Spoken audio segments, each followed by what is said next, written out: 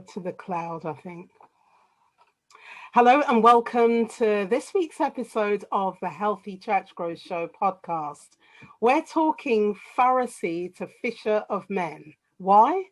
Because I saw a quote from my guest and I wanted to know what he meant, because many of us through our journey, our faith journey, have found that there are people out there that are well-meaning perhaps, but want to stick to the rules, the regulations, without thinking about the people that they're dealing with and the relationships that need to be built as a fisher of men. So I want to talk to Chris Staron today about that. Hi, Chris. Hello, thanks for having me on the show. Thank you. So you are not only a writer, you are a film producer, you're a podcast host, and one thing that I guessed about you was that you're a thespian. Actually, you're a comedian as well. Right. How does that all work together? Yeah, for those who are watching the video, you can actually see some of the posters of the improv troupe that I'm involved in. We haven't performed a show in a year because of COVID. Because of COVID. But by the grace of God, we have another one coming up, and I've got all this pent-up comedy inside of me. And I'm so excited to get back after it. Yeah. So what sorts of comedy are we talking about? Improvised comedy. So we just get suggestions from the audience and then we make scenes based on the suggestions. So it's all off the top of your head. It's a lot of fun. And we've been doing it the same group basically for about 11 years. And Wow. It's been such a blessing because we've been able to get to know each other. And we've been through births and deaths and marriages and divorces Wow. and all this stuff together. And the joy of being able to have permission to be funny through all of that stuff. It's like therapy in a way. And so I really miss it and I cannot wait to get back to it. It's also Christian comedy, or is it for people? Yeah, it's for all the masses. I tend to be a believer that all church-going people should be involved in at least one thing outside of the church, in the community, because otherwise, how are you going to meet people? How are you going to interact? So this has been such a blessing. We've made such great friendships through doing this, reaching out to folks, and some are believers in the group, but most are not. Oh, that's really interesting, because this all ties into this subject that we're going to be talking about today. Yes, it does. Because, I think I probably have been guilty of this as well. There's a book. Now, I can't remember the author's name, and it is an old book, and it's called Accidental Pharisee. I don't know if you've come across it. No. I'll dig out and I'll get the link for the show notes. But and he talks about the fact that, people don't set out to be pharisaical. But unfortunately, because of perhaps your denomination, the traditions around that, and the focus on the rules, the regulations, the law says, back in the day when we had Pharisees, that's what they did. They were kind of the politicians of their day, really, if you think about it. So I guess really that's where it can come from. So it's really interesting that you are in a space where you are able to speak to people of little or perhaps no faith, and still relate to them. And we should be relatable, shouldn't we? I think so. Yeah. And humor is a great way to do that. It's a great way to build bridges, and just open up conversations. We have folks that'll say hello to us because they recognize us. They'll see us in the grocery store or on the bus. And it just opens up these great doors to be able to chat with folks where they don't know me from church, but they know me as this guy who does comedy out in the world. And that's a real joy to be able to have that.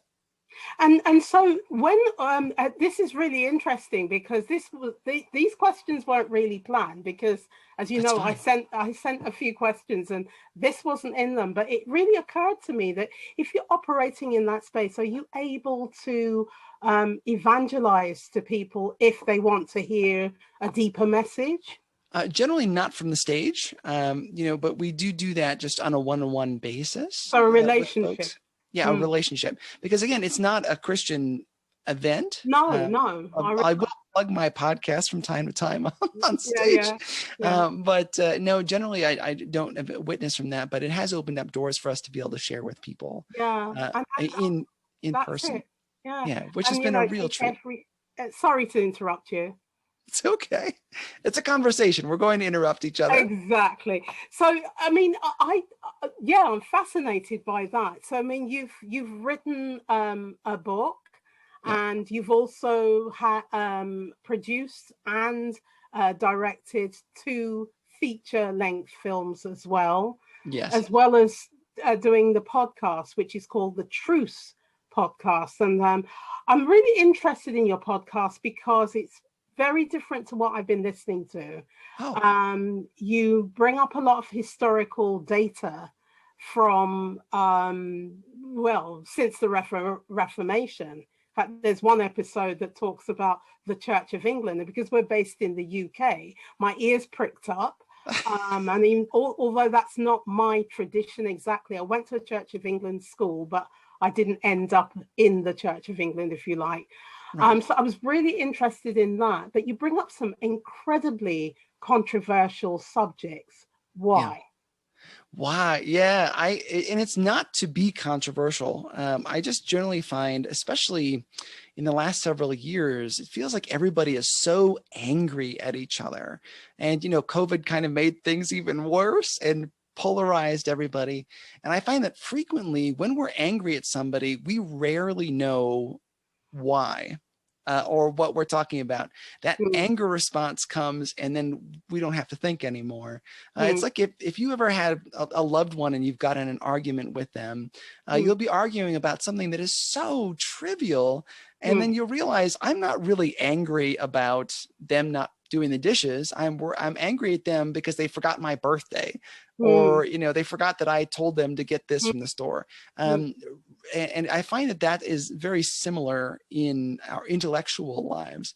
Rarely are we angry at the thing that we're talking about. So I'm trying to go back in time in history and actually explain some of these events that we have all this pent up anger about, but we generally don't actually know why we're angry. We don't know the facts of the thing. And I find that if you know the context of something, it's much easier to engage with it. And to better understand it, and maybe to understand, hey, I shouldn't be so angry about this, or maybe I should be more angry about it. But our responses will be better if we have the right information. And so often, I think that the Pharisee way is often to understand a tradition, to have an idea of the law that this thing is right, but not necessarily to understand the backstory of why that thing is there. I have some folks in my church that I love dearly, but they get upset when we don't sing the doxology at the end of every service. Praise God from whom all blessings flow. I love that song. Yeah, it's a great song, right? Yeah. What tradition is that? Oh, I go to a Baptist church, but I'm not sure. It's just what they've grown up with. The interesting thing about my church is we've got folks from basically every faith tradition, every denomination. We've got ex-Mormons, ex-Catholics, ex-atheists. We've got Baptists, Methodists, everything. And so who knows? It's hard to suss out where everything comes from. But you take something that's that really good. It's a great song. But then you put it into the law where we have to sing this, or that was not a church service. And that's what the Pharisees in the New Testament did. They weren't just like following actual biblical law. They were also following tradition and making new law out of that.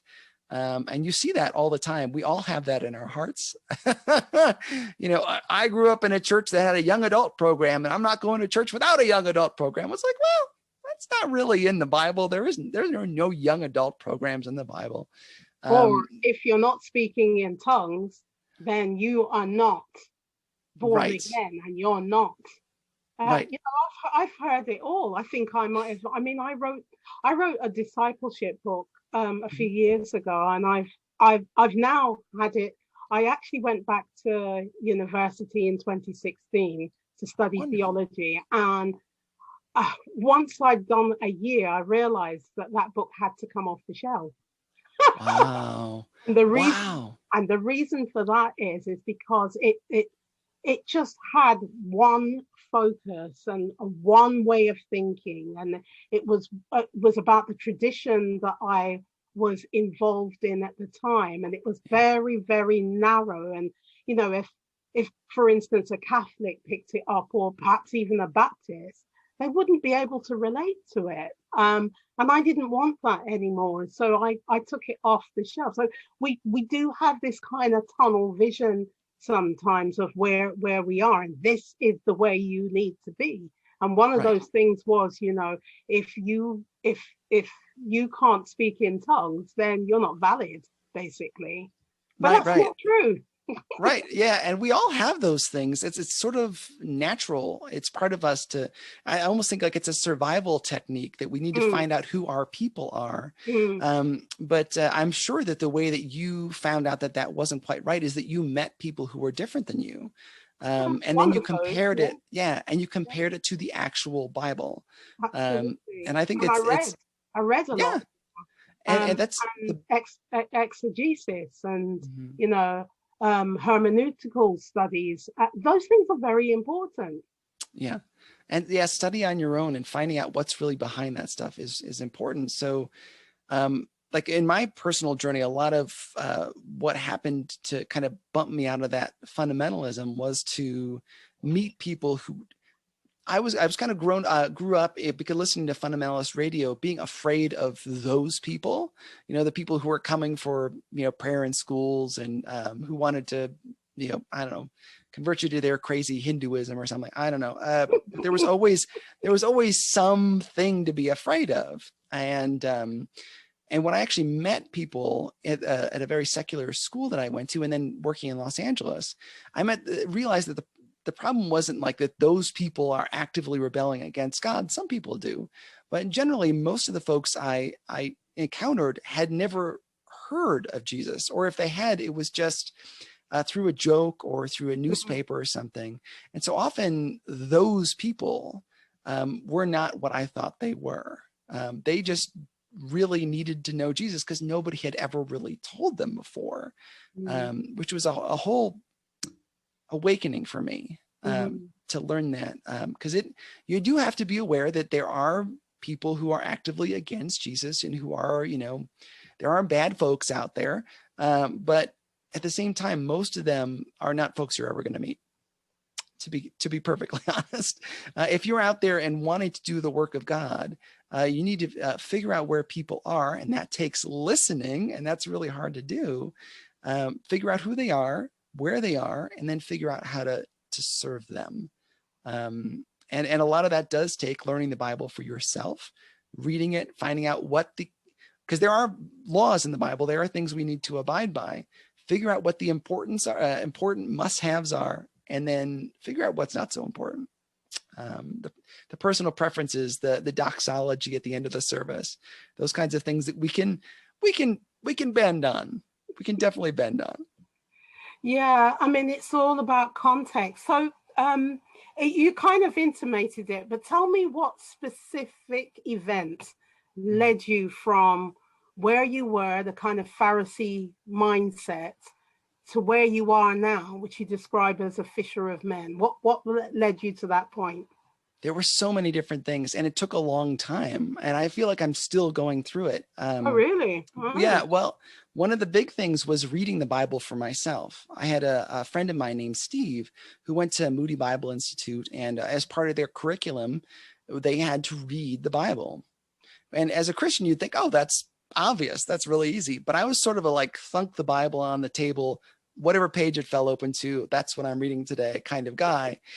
And I had no context of how things tied together. And so it started, I had to start with Genesis and just head to the right, and I started realizing that a great deal of what I believed and what I thought was not actually in the Bible. And a lot of what the Bible says was never actually taught. So I was never taught any of the hard stuff, the Example, give prophets. me examples.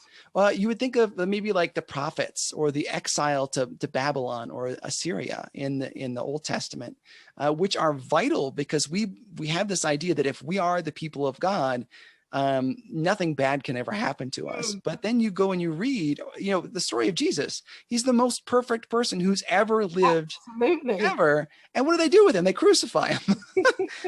Paul is shipwrecked and he's beaten, he's thrown out of town, he's bitten by snakes. All this terrible stuff happens. And I had never really been taught how to deal with those things. It opened my mind up a lot. And then of course the other thing was meeting so many people in college who fundamentalist radio told me to fear. And then I just realized that there was nothing to be afraid of because they just simply had never heard of Jesus. So you can't fault somebody for something that they've never heard. They aren't actively rebelling against something that they don't know, and so that was a really eye-opening experience just to meet different people. But so you went to Moody Bible College, is that right? No, my friend did, yeah, and okay. so he just relayed that tradition or that task over to me. I went to Ithaca College in Ithaca, New York, which is a very secular school. Yeah. So, but nevertheless, you had this kind of revelation.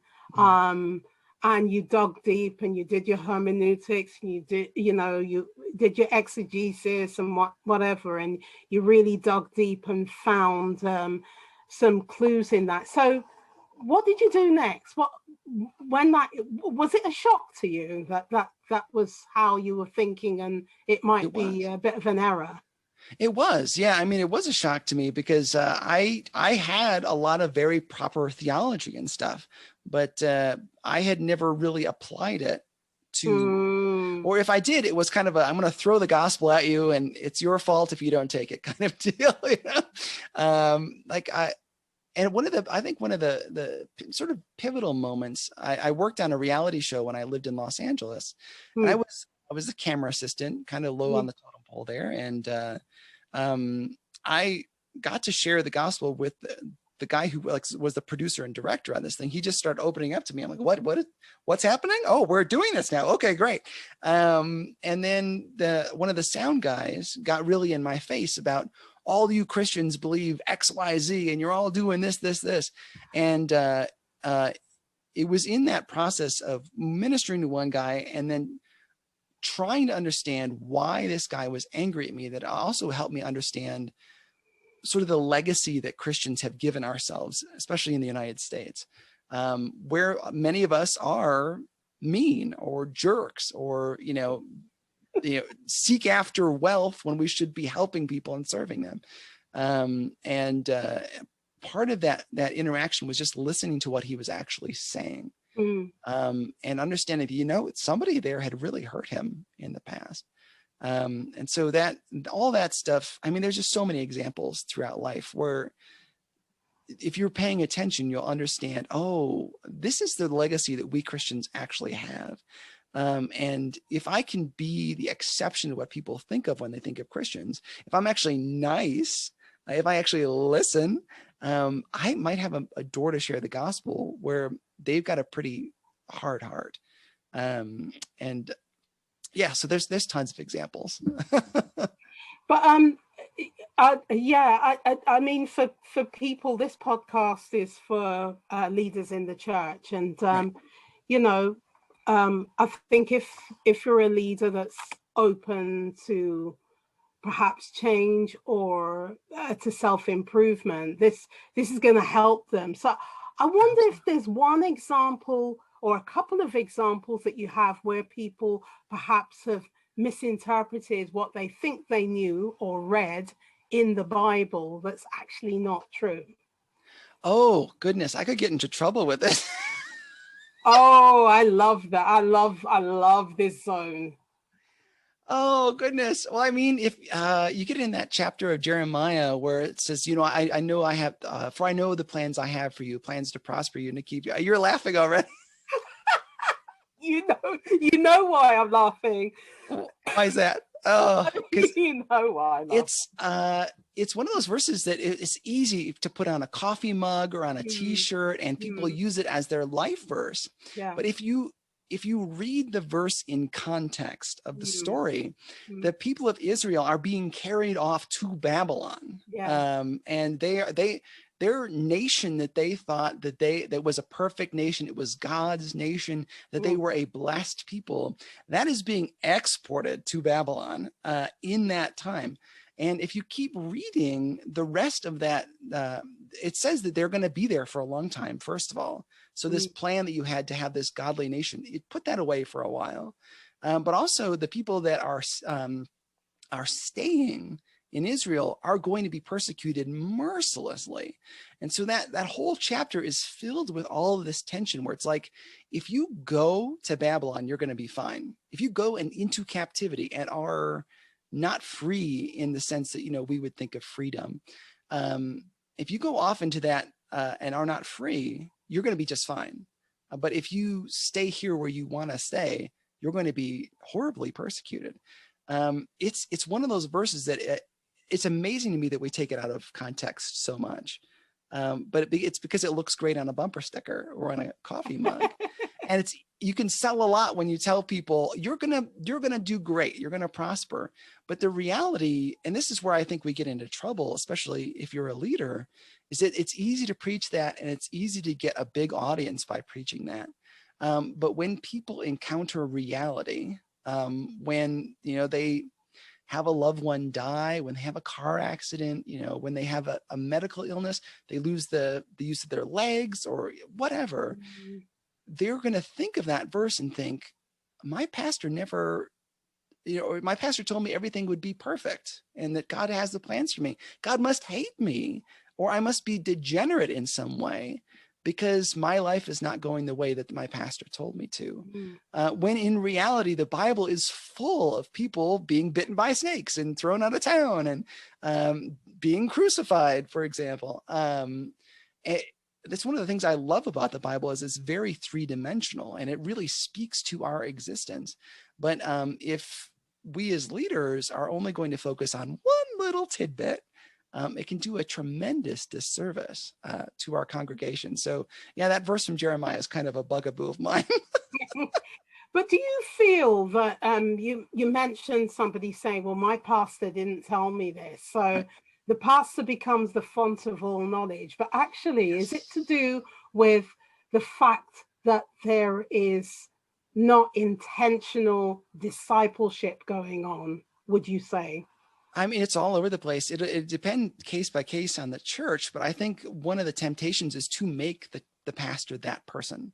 And when in fact, the best thing a leader in a church can do is be giving away the ability to take care of yourself. Empowerment, in other words. Empowerment. There you go. Yeah. So, I mean, it occurred to me during COVID here, there's so many people that were really upset in churches because they couldn't go to that specific church experience that they've been going to forever.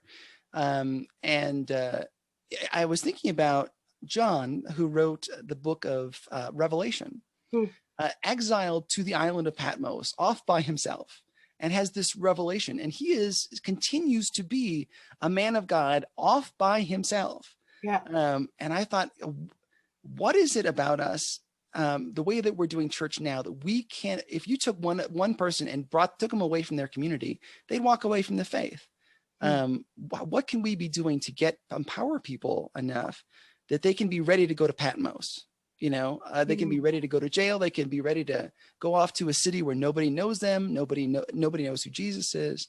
I think the problem is that it's so easy, even as podcasters, to need people to keep coming back to us, that we don't maybe think about empowering them. The best thing that you could do for somebody is to just get them to the point where they're self-sufficient. Yeah. But that doesn't sell books, and that doesn't, get podcast downloads and that kind of stuff.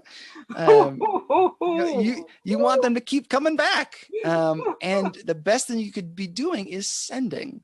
But that means empowering, and that means encouraging people to do the hard work of reading the Bible for themselves, of praying for themselves, of talking to their neighbors, getting out of their Christian bubble, maybe trusting them a little bit to not wander away if 1 week there's not youth group. It's so easy to have that stranglehold and to believe that we control all the pieces. But really, the best thing we can do is teach the pieces how to be in control themselves. That's powerful. I'm going to coin that. What? Okay, sure. So if you had one piece of advice to give the church leaders who are listening in the UK, in the USA, and we've got a few in West Africa as well, what one piece of advice would you give them around this transition if they're thinking things are not working out and they might have an inkling that it's to do with the fact that they may be acting as a Pharisee? What one piece of advice would you give them?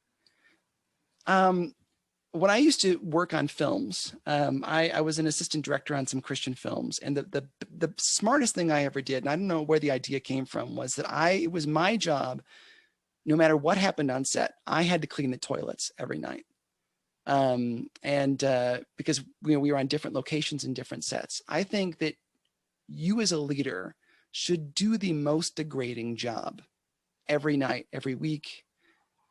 Humble yourself for your congregation, for your people, and that'll help you get in touch with them, because it's so easy to be in your ivory tower, in your posh little office, all your meetings and things. Drop what you're doing right now and go clean the bathroom. Honestly, take the trash out, do the humbling thing and do it often. And that is your job. Humble yourself and the Lord will exalt you. I mean, the Bible says that all the time. Yeah. If you want to stop being a Pharisee, humble yourself, and do some really degrading work. Go talk to some people that nobody likes, Powerful. That's powerful. So your podcast, the Truce Podcast, which I would recommend leaders listen to. It's really good. I mean, it does come from an American context, but I got a lot out of it because I've said it before. And if you listen to a couple of the episodes I've done previously, and a lot of them are with Americans, America sneezes and the rest of the world catches a cold. So whatever is happening in America could affect us anyway and has affected us. So it's worth listening to the Truth Podcast, and it's on all the big podcast platforms. So that's going to be on our show notes, all the links to Chris Staron and everything. And I want to say so grateful to you today. It's a short, but when we say we have a small meal, but it was rich. It was rich in calories, rich in nutrients. So thank you so much. God bless you. Thank you for having me. God bless.